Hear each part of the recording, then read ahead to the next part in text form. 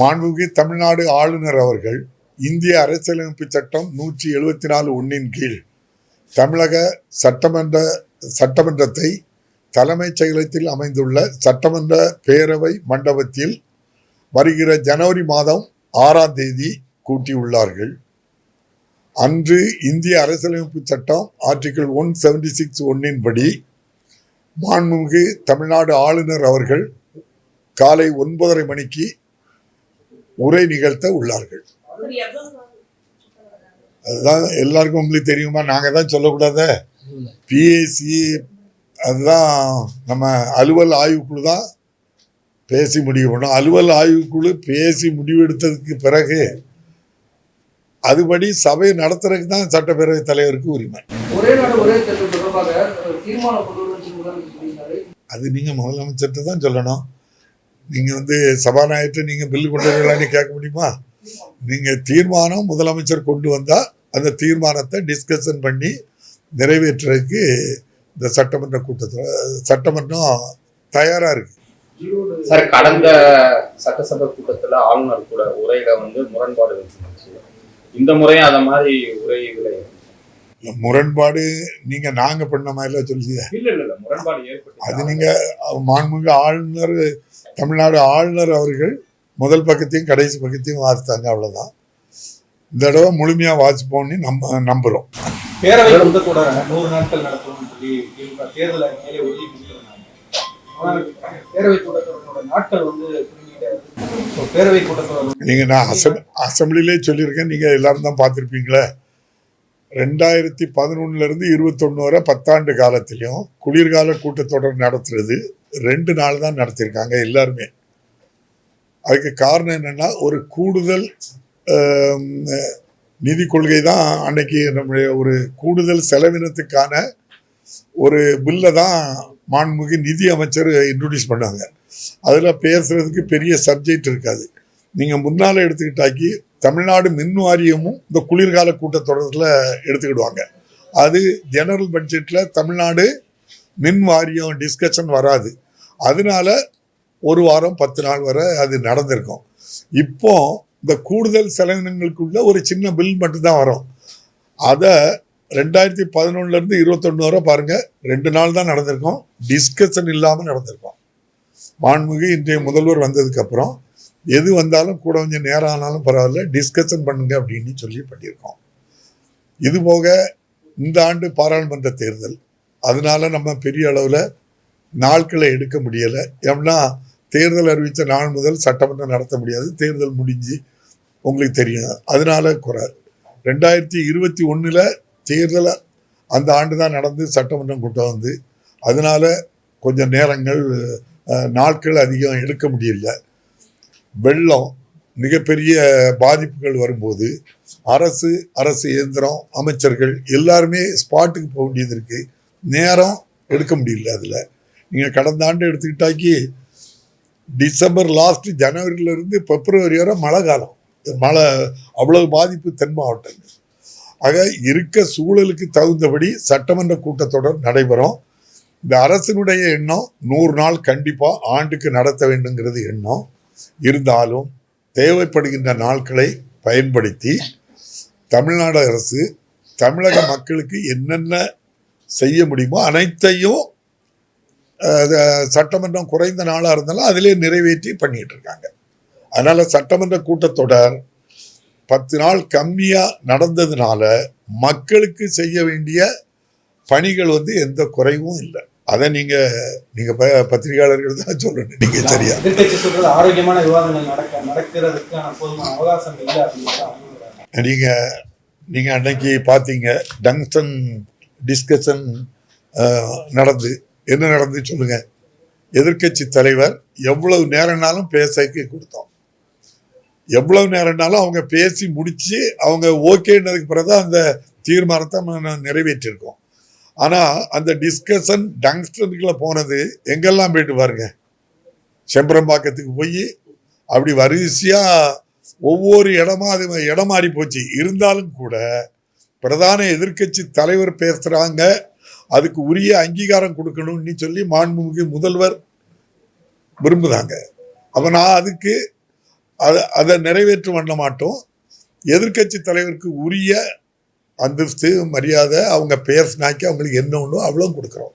என்னொன்னே நீங்கள் அன்னைக்கு பார்த்துருப்பீங்க, 0 ஹவரில் எதிர்க்கட்சி தலைவர் எழுப்பியிருக்காங்க. உங்களுக்கே தெரியும், 0 ஹவரில் எதிர்க்கட்சி தலைவர் எழுப்பது அவருக்குடைய உரிமை, எதை வேண்டாலும் பேசலாம். ஆனால் அரை மணி நேரத்துக்கு முன்னாலேயாவது சொல்லியிருக்கணும் அந்த விஷயத்த. அது பேரவை விதி அப்படி சொல்லுது. என் அவையில் வந்து சொல்லலை, அங்கே வந்து சொல்லலை.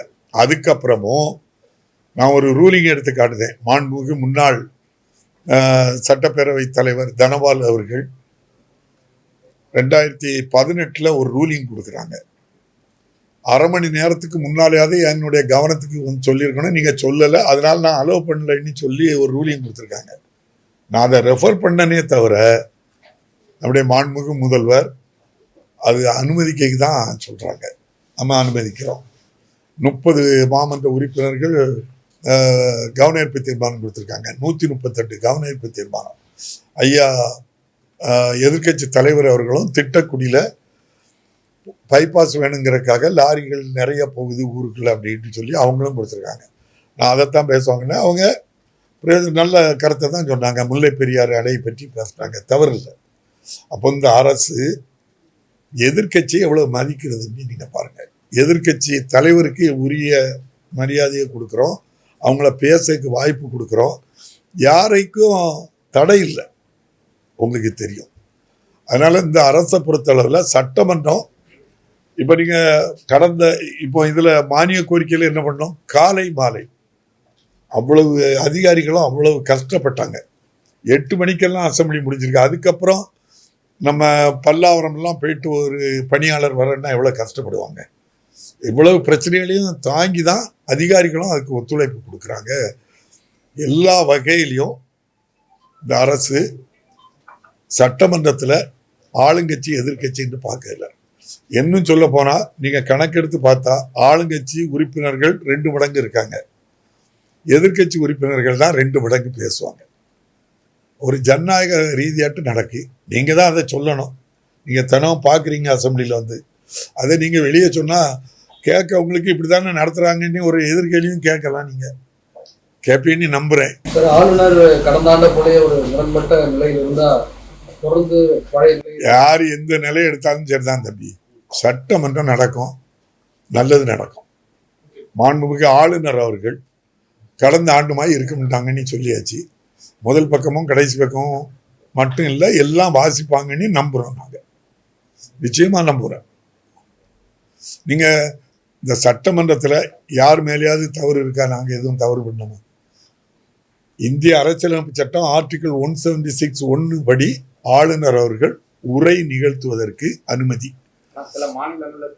அந்த உரை நிகழ்த்துவதற்கு மட்டும்தான் அனுமதியே தவிர கருத்து சொல்வதற்கு யாருக்கும் அதிகாரம் கிடையாது. கருத்து சொல்றது மக்களால் தேர்ந்தெடுக்கப்பட்ட 234 சட்டமன்ற உறுப்பினர்களுக்கு மட்டும்தான் இந்த சட்டமன்றத்தில் கருத்து சொல்றதுக்கு உரிமை உண்டு, வேறு யாருக்கும் உரிமை கிடையாது. இதுதான் இந்திய பாராளுமன்ற ஜனநாயகம்.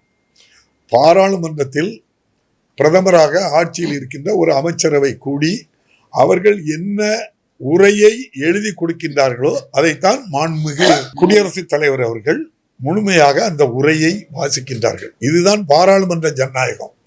அதன்படிதான் சட்டமன்றமும் ஒரு அமைச்சர், ஒரு முதலமைச்சர், ஒரு அமைச்சரவை அந்த சட்டமன்றம் உரையை எழுதி கொடுக்கின்றார்கள். அதுவும் அவருடைய கவனத்துக்கு கூட கொடுத்து தான் அதை திரும்ப வாசிக்க சொல்றோம். அதை வாசிக்கிற உரிமை மட்டும்தான் ஆளுநருக்கு உண்டே தவிர தன்னுடைய சொந்த கருத்துக்களையோ சொந்த இஷ்யூகளையோ அங்கே சொல்றதுக்கு அவங்களுக்கு உரிமை இல்லை. உரிமை இல்லைன்னு நான் சொல்லல, இந்திய அரசியலமைப்பு சட்டம் 176(1) சொல்லியிருக்கு. வாசிக்கிறதுக்கு முழு உரிமை உண்டு. கருத்து சொல்ல உரிமை 234 சட்டமன்ற உறுப்பினர்களுக்கு மட்டும்தான் உண்டு. ஆளுநரை சந்திக்கும் போது, முறைப்படி சந்திக்கும் போது இந்த உரையை முழுமையாக படிக்க வேண்டும் அப்படின்னு சொல்லி வலியுறுத்தப்படுமா? இல்லை, வலியுறுத்தலாம் முடியாது. மாண்புமிகு ஆளுநர் அவங்க ஹெட்டு, அவங்ககிட்ட போய் ஐயா நாங்கள் வாங்கண்டி தான் கூப்பிடுவோம், அவங்க தான் அனுமதிக்கணும் தரணும். 6ஆம் தேதி சட்டமன்றம் கூட்டுறதுக்கு அனுமதி அவங்க தான் தந்திருக்காங்க. நீங்கள் வாங்கண்டி நம்முடைய தமிழ் சம்பிரதாயப்படி அவங்கள மட்டும் இல்லை, இந்திய அரசியலமைப்பு சட்டப்படி நானும் நம்ம செக்ரட்டரியும் போய் அவங்கள அழைச்சி நேரில் கொண்டு போய் ஐயா வாங்கன்னு அழைப்போம். உரிய மரியாதை கண்டிப்பாக வழங்கப்படும். உரிய மரியாதை, என்னென்ன மரியாதை ஆளுநருக்கு உண்டோ அனைத்தும் இந்த அரசு கொடுக்கும். அவங்க வேண்டியவங்க வேண்டாதவங்க இது பார்க்க வேண்டிய அவசியமே இல்லை, பார்க்க முடியாது. நம்முடைய மாண்புமிகு ஆளுநர் தான் நம்முடைய இந்திய அரசியல் சட்டப்படி இந்த மாநிலத்துக்கு ஹெட்டே அவங்க தான். ஆனாலும் அவங்களுக்கு என்ன ரைட் இருக்கோ அதான் பண்ண முடியும். நன்றி.